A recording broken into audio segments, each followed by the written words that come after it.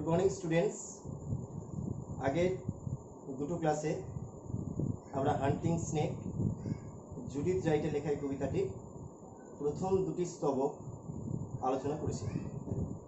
আশা করি তোমরা দুটো স্ট্যান্ডার ভালোভাবে বুঝতে পেরেছ।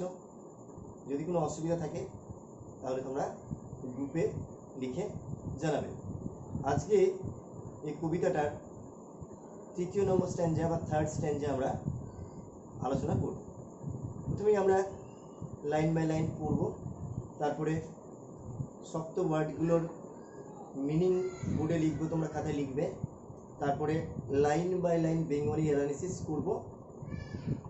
তো চলো শুরু করা যাক। What track he followed, what small foot fled living from his fierce intent we scarcely thought. Still, as we stood, our eyes went with him as he went. দেখো লাইনটা শুরু হচ্ছে হোয়াট ট্র্যাক। ট্র্যাক মানে কি path বা পথ। তাহলে what track he followed মানে কোন পথ সে অনুসরণ করেছিল। ফলোড মানে হচ্ছে পারসুট বা অনুসরণ করা, আর ট্র্যাক মানে হচ্ছে পথ। তাহলে কোন পথটা সাপ অনুসরণ করেছিল, মানে কোন পথে সে গিয়েছিল। Actually he was chasing, the snake was chasing its prey. সাপটা তার শিকারের পিছু ধাওয়া করছিল। সুতরাং তার শিকারটার পিছু ধাওয়া নিয়ে সে কোন পথে গিয়েছিল। হোয়াট স্মল ফুড, কি ছোট্ট খাবার। ফ্লেড, ফ্লেড মানে হচ্ছে অ্যাবসকন্ডেড মানে পালিয়ে যাওয়া। লিভিং, লিভিং মানে প্রাণ ভয়ে। ফ্রম হিজ ফিয়ার্স, ফিয়ার্স মানে কি হিংস্র, অফুল, ফিয়ারফুল। ইন্টেন্ট, ইন্টেন্ট মানে অভিপ্রায়। উই স্কার্সলি থট, আমরা কদাচিৎ ভেবেছিলাম। দেখো একদম 2.5 নম্বর লাইনে এসে লাইনটা পজ হচ্ছে, লাইনটাকে থামছে। এটাকে বলা হচ্ছে সেজুরা। আমি আগের দিন ক্লাসে ফার্স্ট ক্লাসে আলোচনা করেছিলাম সেজুরা মানে sudden stop of A thought. একটা ফ্লোর মধ্যে দিয়ে একটা থট চলছিল। তাহলে এখানে কবি the poet is describing the great black snake who is on his mission, যে তার মিশনে বেরিয়েছে। তার লক্ষ্যটা কি? টু ক্যাচ ইটস প্রে, তার শিকার ধরা। তো কবি কি বলছেন কি হোয়াট ট্র্যাক হি ফলোড, সে কোন পথে গিয়েছিল। ট্র্যাক মানে, ট্র্যাক মানে লিখে রাখবে, ট্র্যাক মানে হচ্ছে পাথ, PATH। হোয়াট ট্র্যাক মানে কোন পথে। ফলোড, ফলোড মানে হচ্ছে অনুসরণ করা। প্রতিশব্দ হচ্ছে pursuit, PURSUED, changing the colour. Pursuit.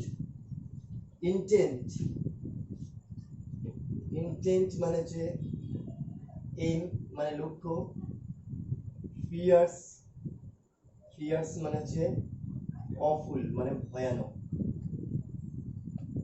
তোমরা এই শব্দের মানেগুলো খাতায় লিখবে। ট্র্যাক মানে হচ্ছে পাথ বা পথ। ফলোড মানে হচ্ছে পারসুট, সিনোনিমস মানে অনুসরণ করা। ইন্টেন্টের প্রতিশব্দ হচ্ছে এম মানে হচ্ছে অভিপ্রায় বা লক্ষ্য বা গোল যেটাকে বলতে পারি। ফিয়ার্স মানে হিংস্র, এটাকে আমরা অফুল বলতে পারি, বা আরেকটা শব্দ ফিয়ারফুলও আমরা বলতে পারি। তাহলে হোয়াট ট্র্যাক হি ফলোড, কোন পথটা সেই গ্রেট ব্ল্যাক স্নেকটা ফলো করেছিল বা অনুসরণ করেছিল। লক্ষ্য করে এখানে ওয়ার্ডটা হি। জেনারেলি মানুষ ছাড়া অন্য প্রাণীদের ক্ষেত্রে বোঝানোর জন্য গ্রামাটিক্যালি হিটা কিন্তু কারেক্ট নয়, সেখানে ইট ব্যবহার করা হয়। কিন্তু কবি এখানে সাপটাকে ইন্ডিকেট করার জন্য, সাপটাকে ডিসক্রাইব করার জন্য দেখো হি এই প্রোনাউনটা ব্যবহার করেছেন। তার মানে যে actually she attributes human like qualities in the snake. সাপটার মধ্যে একটা মানুষের একটা ব্যক্তিত্ব, মানুষের গুণাবলী, সেগুলো সে তুলে ধরেছে। আগের স্ট্যান্ডাতে দেখলাম the great black snake is compare to the medieval night. ওই মধ্যযুগীয় নাইটগুলোর সঙ্গে যারা তাদের বীরত্বমূলক কাজের জন্য ফেমাস ছিল, তাদের সঙ্গে কবি তাদের তুলনা করেছেন। তো এখানে সেই ব্যক্তিত্ব সাপের মধ্যে তিনি আরোপ করেছেন। এবং আগের স্টেজে আমরা দেখলাম যে সাপটা শক্তিশালী হতে পারে, the snake may be large in size or the snake may be powerful, but that doesn't mean that the snake is arrogant. স্নেকটা কিন্তু অ্যারোগেন্ট নয়, উদ্ধত্ত নয়, উদ্ধততা প্রকাশ করেনি সাপ। রাদার দেন সাপটা কি করেছিল, the snake keeps its head towards the lower position, সে মাথাটাকে কিন্তু নামিয়ে রেখেছিল। তার মাথা নামানোটাকে ইন্ডিকেট করছে, এই মাথা নামানোটা ইন্ডিকেট করছে সাপের মধ্যে যে জেন্টালনেস আছে, তার মধ্যে যে নম্রতা ভদ্রতা আছে, সেগুলোকে সেটা ইন্ডিকেট করছে। তাহলে হোয়াট ট্র্যাক হি ফলোড, কোন পথ সে গিয়েছিল। হোয়াট স্মল ফুড, কি ছোট্ট খাবার। ফ্লেড, ফ্লেড মানে পালিয়ে গেছিল। ফ্লেড শব্দটা লিখবো আমরা, ফ্লেড মানে হচ্ছে পালিয়ে যাওয়া, বা অ্যাবসকন্ডেড লিখতে পারি,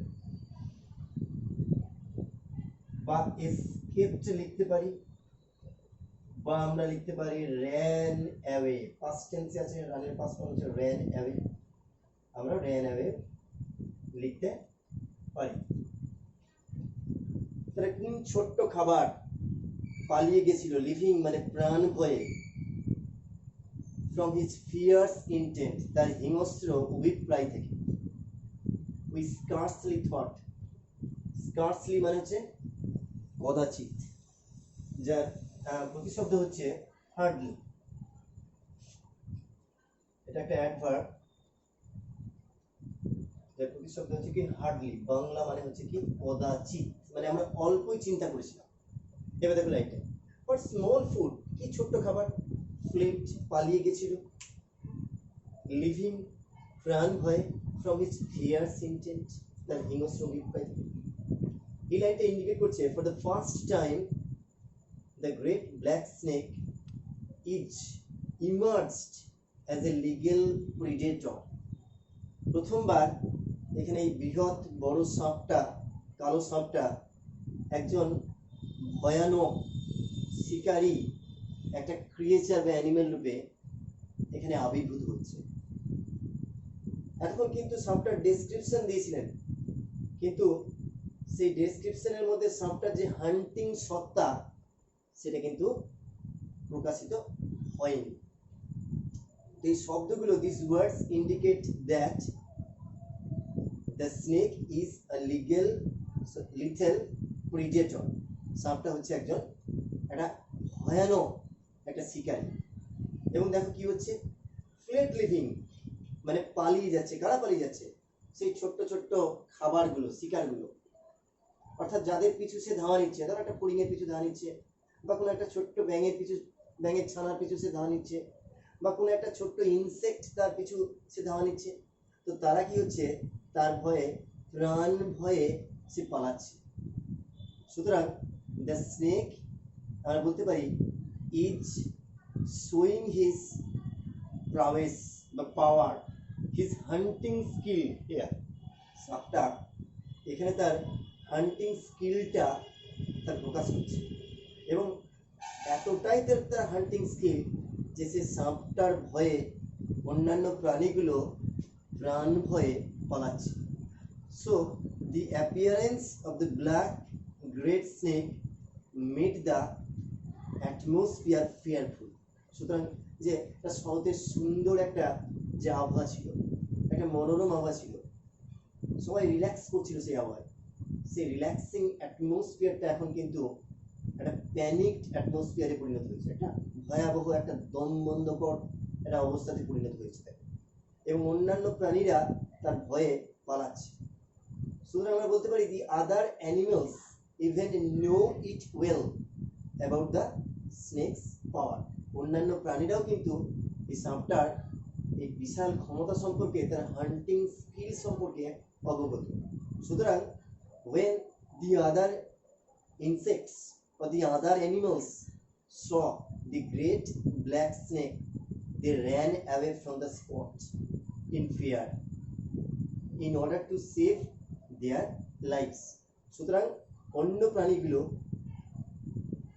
তাদের যখনই সেই গ্রেট ব্ল্যাক স্নেকটাকে দেখেছে, তখন কি করছে, প্রাণ ভয়ে সেখান থেকে পালাচ্ছে। তাহলে এখানে দুটো জিনিস আমরা দেখতে পেলাম। এক নম্বর হচ্ছে কি, the snake's হান্টিং স্কিলটা এখানে প্রকাশ পেল। আর 2 নম্বর হচ্ছে যে স্নেকের যে পাওয়ারটা, তার শক্তিটা, সেটাও কিন্তু এখানে প্রকাশিত হলো। এবং অন্যান্য প্রাণীদের তাকে দেখে যে রিয়াকশন, সেটাও আমরা দেখতে পেলাম।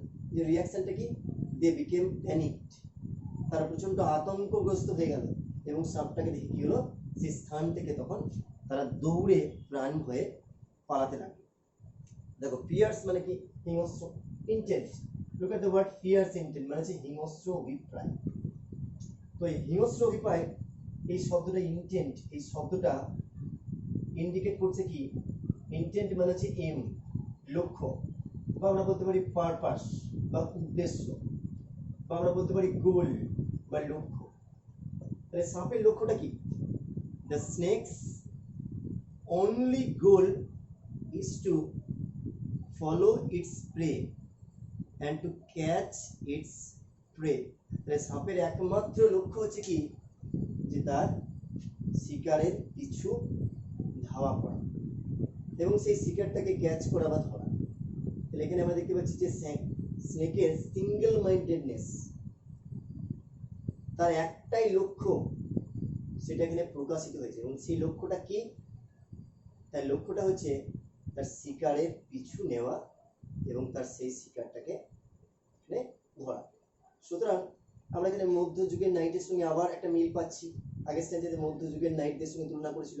এই মধ্যযুগের নাইটরা এতখানি বীর ছিলেন এবং এতখানি কারেজিয়াস ছিলেন এবং প্রয়োজনে তারা এতখানি রুথলেস ছিলেন, এতখানি তারা ফোকাসড ছিলেন যে যখনই শত্রুরা এদেরকে দেখতো তখনই কি করতো, তারা রান হয়ে পালাতো। তাহলে মিডিয়াভেল নাইটদেরকে দেখে যেমন এনিমিজরা পালাতো, ঠিক তেমনি করে এই যে গ্রেট ব্ল্যাক স্নেকটাকে দেখে ছোট ছোট পতঙ্গগুলো সেখান থেকে প্রাণ ভয়ে পালাচ্ছে। দেখো 3rd নম্বর লাইনটা কি বলছে, উই স্কার্সলি থট। স্কার্সলি মানে কদাচিৎ, থট মানে ভেবেছিলাম। আমরা কিন্তু এগুলো কদাচিৎ ভেবেছিলাম। কবি বলছেন আমরা কিন্তু এগুলো কদাচিৎ ভেবেছিলাম। অর্থাৎ আমরা সাপটাকে দেখে আমার সাপটার সৌন্দর্যতায় এতটাই মুগ্ধ হয়ে গেছিলাম যে আমাদের মধ্যে কিন্তু সেই মুহূর্তে মনের মধ্যে অন্য কোনো খেয়াল আসেনি। কি কি খেয়াল? যে সাপটা কার পিছু ধাওয়া করছে এবং যার পিছু ধাওয়া করছে সেই প্রাণীগুলো প্রাণ ভয়ে কোথায় যাচ্ছে এবং সাপটা ঠিক কোন পথে শিকারের পিছু ধাওয়া করছে, আমাদের মনের মধ্যে কিন্তু এই সমস্ত খেয়ালগুলো আসেনি। কারণ we are hypnotised by watching the snake. আমরা কিন্তু সেই গ্রেট ব্ল্যাক স্নেকটাকে দেখে, তার সৌন্দর্য দেখে আমরা কি হয়ে গেছিলাম, মুগ্ধ হয়ে গেছিলাম। এবং at that time no thought actually came in our minds. উনি বলছেন সেই সময় আমি বা আমার সঙ্গে যে ছিল, তার নামটা তিনি প্রকাশ করেননি, আমাদের মনের মধ্যে কিন্তু কোনো চিন্তাই সেই মুহূর্তে আসেনি। বোঝা গেল? স্টিল তখনও পর্যন্ত অ্যাজ উই স্টুড, আমরা সেখানে দাঁড়িয়েছিলাম। যেহেতু আমরা দাঁড়িয়েছিলাম, তাহলে আমরা এই সাপটাকে দেখে পজড হয়ে গেছিলাম, আমরা আর এগোতে পারিনি। দুটো কারণে, একটা হচ্ছে by watching the snake's beauty, সাপের সৌন্দর্য দেখে। আর 2 নম্বর হচ্ছে কি, যে আমরা we are frozen in fear, আমরা কিন্তু ভয়ে একদম হিম শীতল হয়ে গেছিল আমাদের দেহ, ভয়ে যেন আমাদের দেহটা যেন অবশ হয়ে গেছিল, এরকম একটা রিয়াকশন হয়েছিল। হ্যাঁ, সুতরাং আমরা কি, আমরা আর এগোতে পারিনি, আমরা কি হয়েছিলাম, পজড হয়ে গেছিলাম, আমরা স্টপড, আমরা থেমে গেছিলাম সাপটাকে দেখে। তাহলে এখানে দুটো জিনিস প্রকাশ পাচ্ছে, যে সাপের 1 নম্বর যে বিউটিটা কবি প্রকাশ করেছেন, স্নেকস বিউটি, সাপের যে সৌন্দর্য সেটা কবি খুব সুন্দরভাবে প্রকাশ করেছেন। ডায়মন্ড স্কেলের সঙ্গে তুলনা করেছেন হাঁসগুলোকে। ডায়মন্ড স্কেল বর্ণনা করার জন্য দ্য গ্রেট ব্ল্যাক দিয়েছেন, তাকে মিডিয়াভেল নাইটদের সঙ্গে তুলনা করেছেন। হ্যাঁ, খুব সুন্দরভাবে সাপটাকে ডেসক্রাইব করেছেন। আর দ্বিতীয় হচ্ছে যে সাপের প্রতি যে স্নেকস প্রতি যে ফিয়ার, সাপের প্রতি যে তার ভয়, একটা fearful beauty, fearful aspect, the killing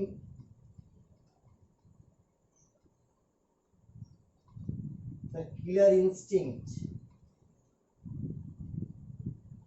সেটাকেও কবি এখানে ফুটিয়ে তুলেছেন।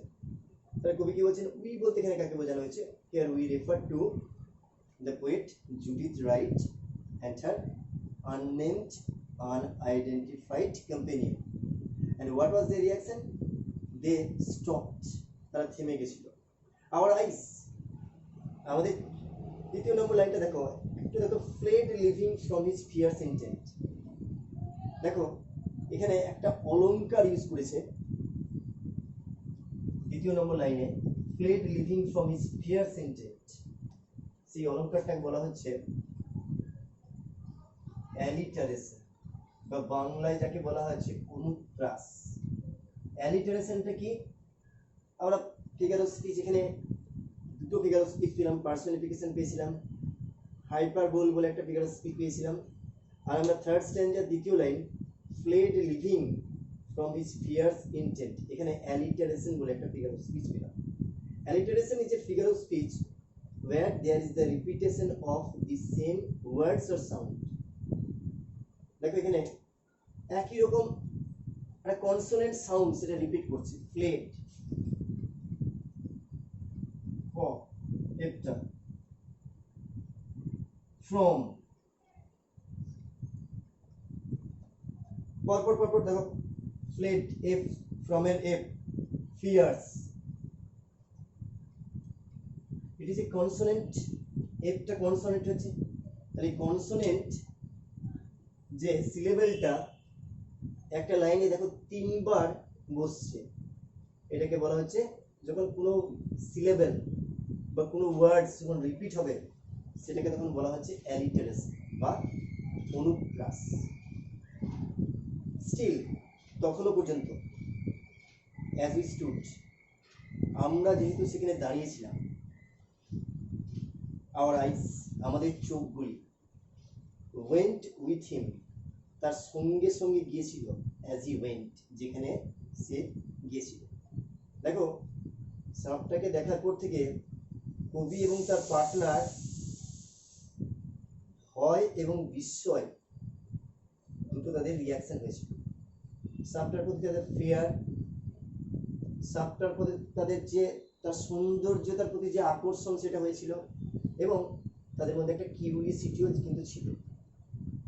কিন্তু সাপটাকে দেখার পর সমস্ত অঙ্গগুলো কিন্তু তাদের রেসপন্স করছিল না, এমনকি দেখো ব্রেনটাও ঠিকঠাক রেসপন্স করছে না, even their brains are not working properly, এমনকি তাদের মস্তিষ্ক সেই সময় ঠিকঠাক কাজ করছিল না। No thought came in their minds, তাদের মনের মধ্যে সেই মুহূর্তে কোনো চিন্তা আসেনি। কিন্তু আমরা দেখতে পাচ্ছি একটা অ্যানাটমি, একটা অঙ্গ কিন্তু কাজ করেছিল। সেই অঙ্গটা কি?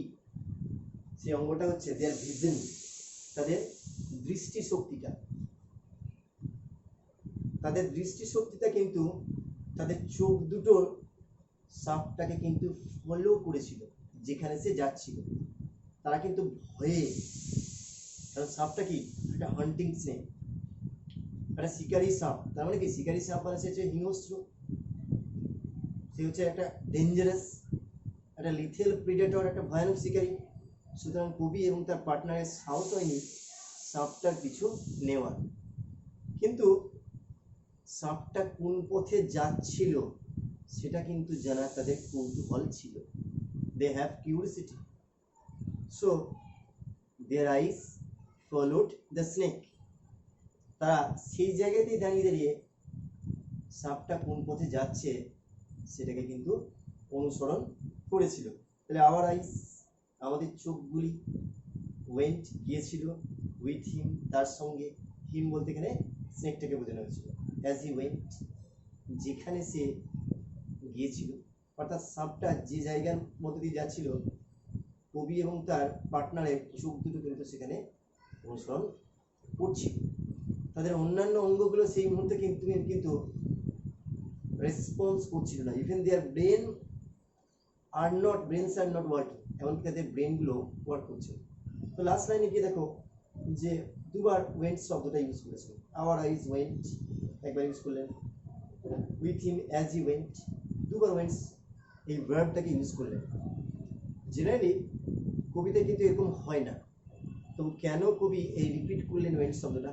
তোদের মনের মধ্যে কৌতূহল জাগতেই পারে যে কেন জুডিথ রাইট ওয়েন্ট শব্দটাকে দুবার ব্যবহার করলেন। কারণ because the poet's brain is not working, কবি কিন্তু মস্তিষ্কটা সেই মুহূর্তে ঠিকঠাক কাজ করছে না, তার চিন্তা ভাবনাগুলো হিজ থটস বিকেম কনফিউজিং, তার চিন্তা ভাবনাগুলো সেই সময় যেন এলোমেলো বিভ্রান্ত হয়ে গেছিল সাপটাকে দেখে। সাপের সৌন্দর্য দেখে সে একটা সাপের যেন একটা হিপনোটাইজড হয়ে গেছিল, একটা স্পেলের মধ্যে ছিল, as if the poet was under the spell, একটা স্পেলের মধ্যে ছিল বা একটা হিপনোটাইজ হয়ে গেছিল, হ্যাঁ একটা ইন্দ্রজালের মধ্যে ছিল। সুতরাং তিনি তার থটগুলোকে ঠিকঠাক করতে ফর্মুলেট করতে পারছেন না। The poet is unable to formulate his thoughts, তার চিন্তা ভাবনাগুলোকে এসে একটা সুন্দর সংলগ্নভাবে সে প্রকাশ করতে পারছে না, সেই মুহূর্তে ঠিক সে শব্দ গুছিয়ে শব্দ সে পাচ্ছে না। সুতরাং তার মনের মধ্যে সেই মুহূর্তে নতুন কোনো শব্দ আসেনি এবং সেই জন্য সে ওয়েন্ট শব্দটাকে দুবার ব্যবহার করে। তাহলে কারণটা কি? যে সেই মুহূর্তে কবির চিন্তা ভাবনাগুলো এলোমেলো হয়ে গেছে এবং সেই মুহূর্তে কবির মনের মধ্যে কোনো শব্দ আসছিল না, তার মনের মধ্যে ওয়েন্ট শব্দটা সেই জন্য দুবার রিপিটেশন হয়েছে। তো এই গেল থার্ড স্ট্যান্ডা। আশা করি থার্ড স্ট্যান্ডা তোমরা বুঝতে পেরেছো। নেক্সট ক্লাসে আমরা লাস্ট স্ট্যান্ডা